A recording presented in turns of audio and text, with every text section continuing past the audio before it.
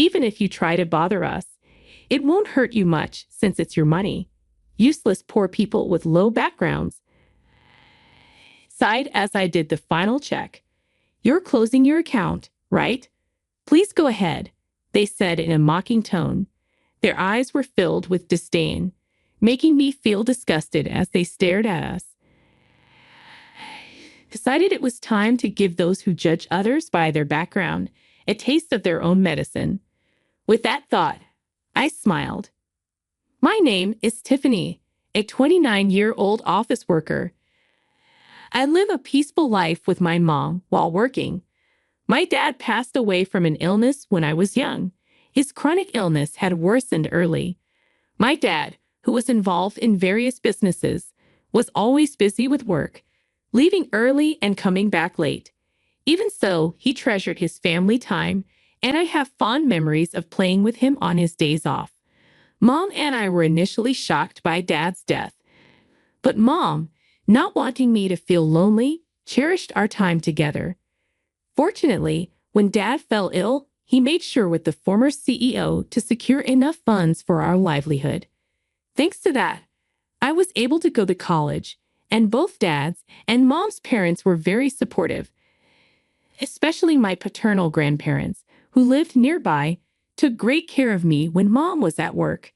We still go back to both sets of grandparents for holidays like Christmas and spend time together. I am who I am today thanks to the support of many people. To give back, I went to a national university and got a job at a major company. I thought about working at the bank my dad was supposed to inherit, but I chose a career I loved, as you're always told to do what you love. I've already handed the bank over, so don't worry about it. Thanks to a happy home and the freedom to enjoy hobbies. I had no interest in romance. But now, at a mature age, many of my friends are married with kids, which led me to think about marriage. That's when a certain encounter happened. I never imagined this meeting would lead to a major incident. Hey, Tiffany, aren't you interested in love? Huh? That was the starting point. A question from a colleague at work. We've been close since our rookie days.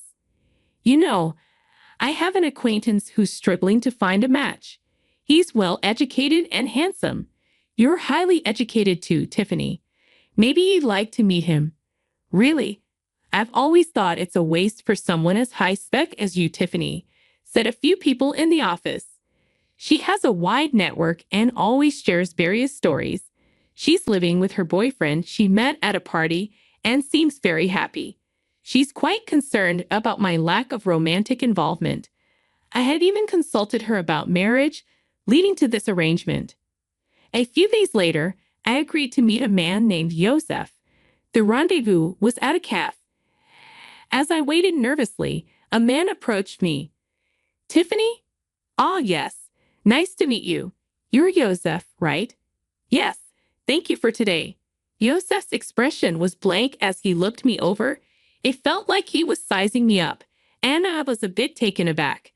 Then, taking a seat opposite me, he quickly started the conversation. What do you do for work? I work in sales at a company. I've always enjoyed interacting with people and sharing my opinions, which is why I chose sales. I find it fulfilling, and I love the moments when customers are happy with their purchases. What's the name of your company? I told him the name of my company. Upon hearing it, Joseph paused for a moment, then smiled. It wasn't a pleasant smile, more like one of satisfaction. My company is quite a large enterprise with good performance. We're well trusted by our customers. Since he asked, I decided to return the question. What do you do, Joseph? At my question, Joseph snorted with pride and began to boast. I work at Sunrise Bank as a department head. Sunrise Bank is a really big bank, you know. The work is tough, not something ordinary people can handle. But since my dad is the CEO and I'm the successor, it's different for me. I felt a stir in my chest at Joseph's words. I was expecting a normal response, but Joseph's aggressively toned words made me feel uncomfortable. Indeed, Sunrise Bank is a major bank. I knew about Sunrise Bank due to a certain incident, but I was surprised to learn that Yosef worked there as a department head. Wow, that's impressive. Sunrise Bank is a big place, isn't it? I flattered Yosef on purpose. I saw no need to be rude, and though I thought this would probably be our last meeting, I figured it was better to be nice. Pleased with my flattery, Yosef continued to boast about himself. Honestly, talking to him was painful. He did listen to me occasionally, but always turned the conversation back to himself, even making outrageous comments about his lack of romantic prospects. I'm quite popular, but it's always people who don't match my family background or education level that come to me. I thought the problem might be his attitude, but I had already decided not to meet him again after informing my friend. As time passed, he, still looking satisfied, made a suggestion. I'd really like to meet your parents. Huh, but we just met today. That's exactly why. Parents' excellence is important, especially if we're going to date, right? Inside, I screamed, I have no intention of dating you. But he seemed oblivious to my discomfort and kept pushing forward. When are your parents and you available? I'll have to discuss it with my mom. Hannah, what about your dad? As Yosef pressed on, I felt a growing sense of disgust, but couldn't find the strength to cut him off. My dad passed away when I was young. At my words, Yosef narrowed his eyes, suddenly waiting for him to speak. I see, he said, and fell silent, pondering. Well, send me a date that works for you later. I'll adjust my schedule. No. Thank you. Should we leave then? Before I could finish, Yosef stood up. It felt like talking to someone from a different world. Despite my reluctance, I had given him my contact information and even discussed meeting our parents. His disdainful look upon hearing about my father's absence bothered me. In the end, we agreed to meet again with our parents. When I explained this to Mom, she smiled wryly. Maybe you were just nervous because you haven't dated before. Maybe, but the way he spoke was weird. Well, his parents will be there, right? Just say no if it doesn't feel right. I'll be there too. Thanks, Mom. Sorry for dragging you into this. As I apologized, feeling guilty, Mom laughed heartily. It's okay. No need for you to feel bad. Besides, I'm curious about Sunrise Bank, so let's see how it goes. So, Yosef and I arranged a family meeting at that time. I had no idea Yosef had planned the meeting for such a shocking purpose. On the date of the meeting, we arrived at the fancy restaurant Yosef had chosen. It was a big place. Inside, our table was ready, but Yosef hadn't arrived yet. We waited, and shortly after the scheduled time, Yosef and his family arrived. Sorry we're late. The traffic was terrible. Nice to meet you, and thank you for today. Yosef's family took their seats unapologetically. Irritated but not wanting to start a fight, I initiated the family meeting. After some time, Yosef's mom, Morgan, with a sly smile, spoke up. So, where is your father? Is he coming later? Huh. I looked at Yosef, but he just smirked dismissively and said nothing. I had already told him my dad was deceased. Morgan acted as if she didn't know, despite having agreed to meet our families. Mom quickly responded in my stead. My husband passed away from illness when Tiffany was young, so today I'm here as her mother. Mom responded with a calm smile. In contrast, Morgan raised her voice in an exaggerated manner. Oh my, Tiffany is from a single-parent family. I was taken aback by her words. Even after saying my father passed away from illness, her tone clearly carried malice. Being from a single-parent family, life must be quite hard, huh? But she graduated from a public university. That's commendable, right? Really. But still, being from a single-parent family, wouldn't dating her be complicated? Yosef's family's conversation left Mom and me utterly dumbfounded. Despite being present, They spoke so disrespectfully, mocking us as if being from a single-parent family was something bad. Such words aren't suitable for a first meeting. Angered, I retorted it in a low voice. Excuse me, but after Dad passed away, Mom raised me with great care. I owe my current life to her. Isn't it rude to speak about someone like that when you've just met? However, Morgan bursts out laughing at my words. Rude? Isn't it more absurd for the daughter of a single parent to think about marrying into a high-class family?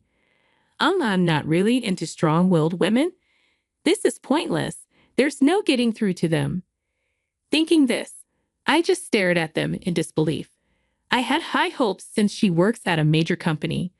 Well, you'll eventually carry on Sunrise Bank, so maybe she's not quite at your level. As they hurled more insults, I felt no need to listen anymore. Trembling with anger, Mom glared at them. Did you invite us here today just to look down on us? I've heard from Tiffany about the other day. You're enjoying berating us for being a single-parent family, aren't you?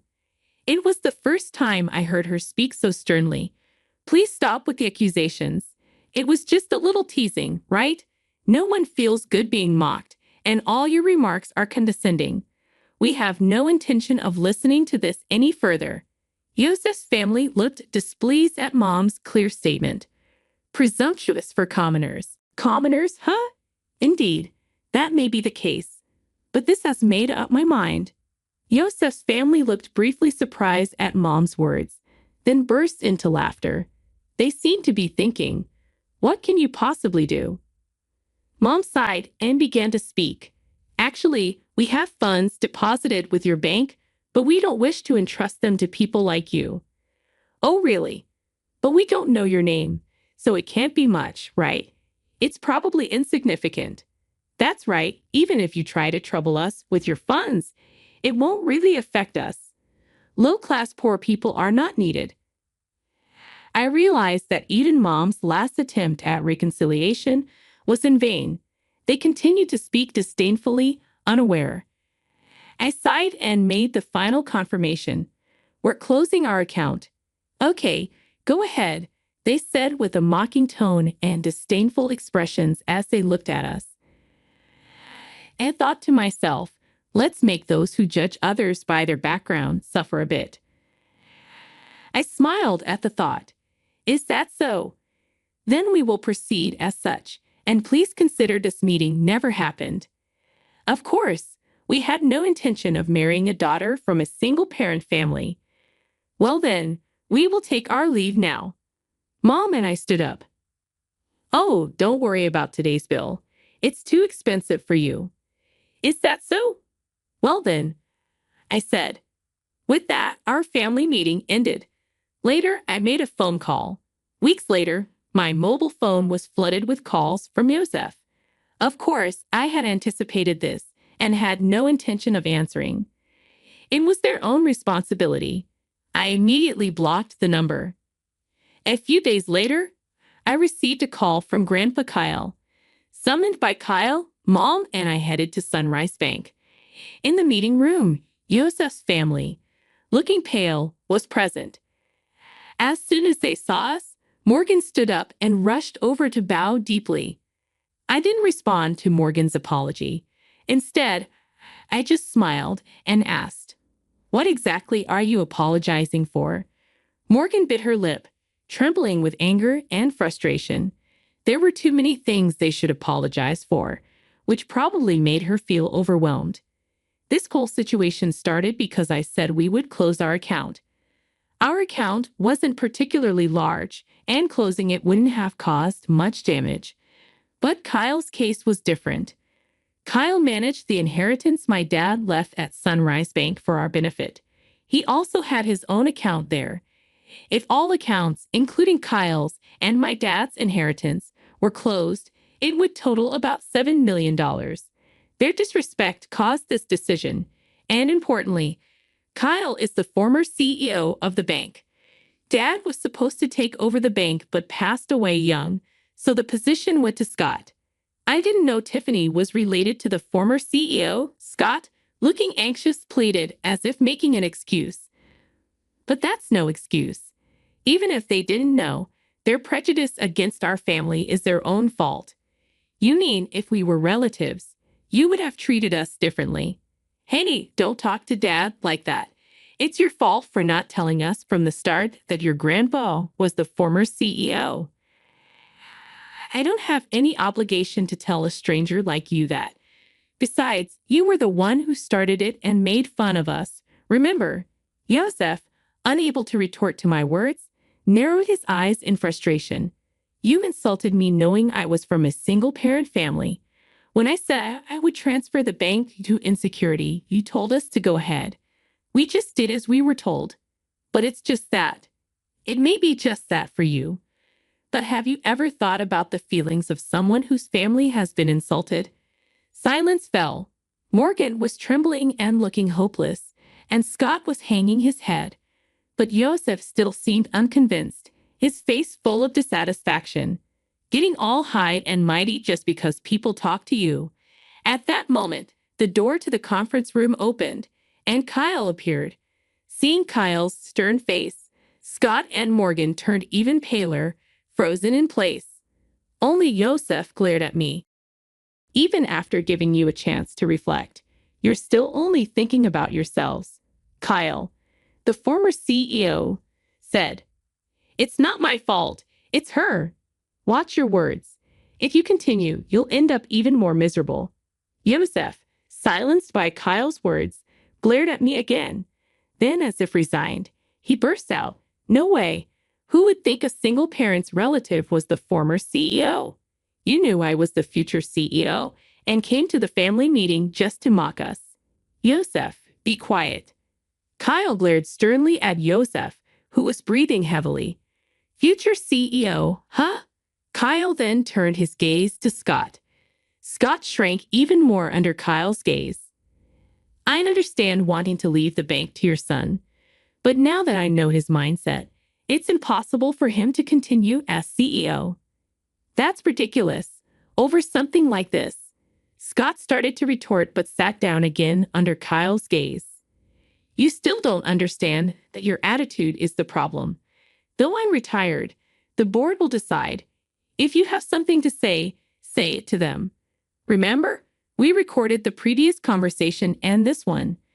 Don't forget that the voice recorder will serve as evidence. I took out a voice recorder in front of the three and pressed play. The recorder started playing back our conversation from the other day. How dare you prepare something like that? It's unfair. It was just a precaution. But remember, you forced me into this situation. Yosef had nothing to say in return, and their faces turned pale. Thank you, we'll handle it from here, they said. So Mom and I left. Ultimately, Kyle didn't transfer the funds, at least not officially. Scott was removed from his CEO position, and Yosef was demoted. Seemingly unable to handle the blow to his pride, Yosef resigned voluntarily. Kyle's influence in the financial industry meant Yosef would struggle to find work in the same field again. Whether Scott knew this or not, he seemed determined to work until retirement, but Kyle said it would be tough for him both mentally and physically. Morgan, who used to wield power as the CEO's wife, apparently started part-time work to maintain her lifestyle, but her character likely made it hard for her to keep a job. I'm really sorry. It's okay. You didn't know, right? I only shared what happened with the friend who introduced me to Yosef. She just heard about him through someone else and wasn't at fault. Mom was initially concerned about being a single parent, but I'm happy now and can live thanks to the support I've received.